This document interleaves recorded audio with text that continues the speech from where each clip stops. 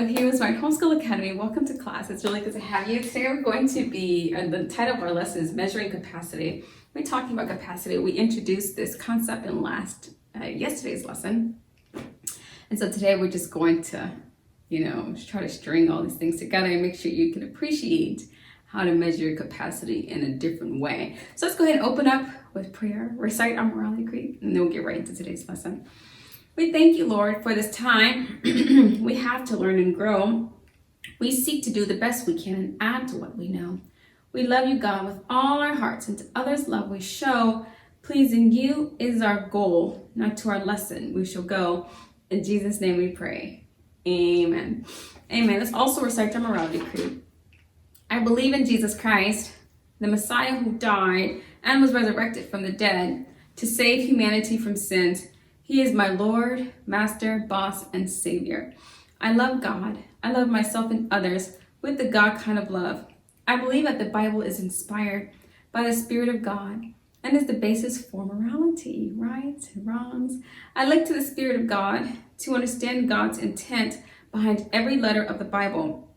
I abide by this intent, and I live to honor God in thought, in word, and in deed. I believe there is a heaven to gain and a hell to shun. Father, please give me grace and mercy to please you more. This is my morality creed in the name of Jesus. Amen. Amen. Great work. So today we're talking about capacity. Capacity can be measured using different containers.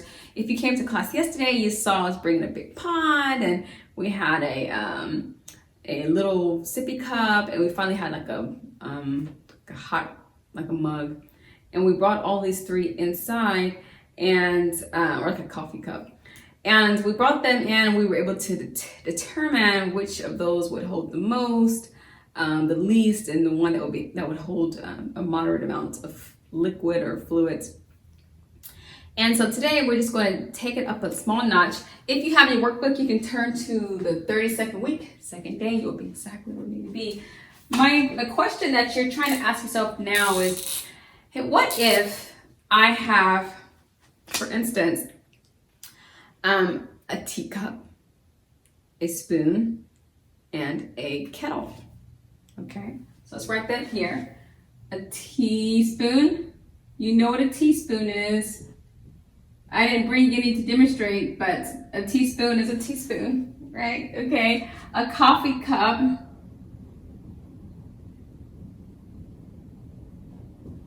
And a kettle. Okay, so if you have, or you can say a teapot, maybe a teapot is more appropriate. So you can say kettle or teapot. Okay, so what you want to find is, hey, if I know some information, how can I determine or find out the information that I don't know? The question that you'll see in your book is how many spoons will equal one teapot?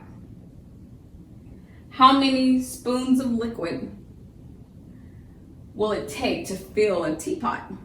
Okay, so how many spoons? How many spoons will it take? How many spoons will equal one teapot? Okay, just want to make sure you understand the question. I have a spoon and I'm adding water to this teapot. How many times do I have to do this motion of adding water before the teapot's completely full? Now that's the question, but before we answer, we need some information, right? It's like, well, I don't know how many spoons are going to fill the teapot. I don't know, but we have some small bit of information. We know that 10 spoons will fill a cup. So we know that 10 teaspoons is equal to 1 cup. So let's write that in a different color. 10 of these,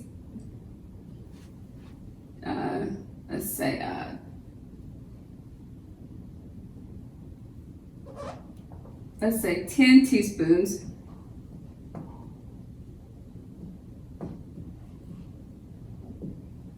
is equal to 1 cup. Okay, So 10 teaspoons, 10 of these equal 1 coffee cup. 3 cups will equal 1 teapot.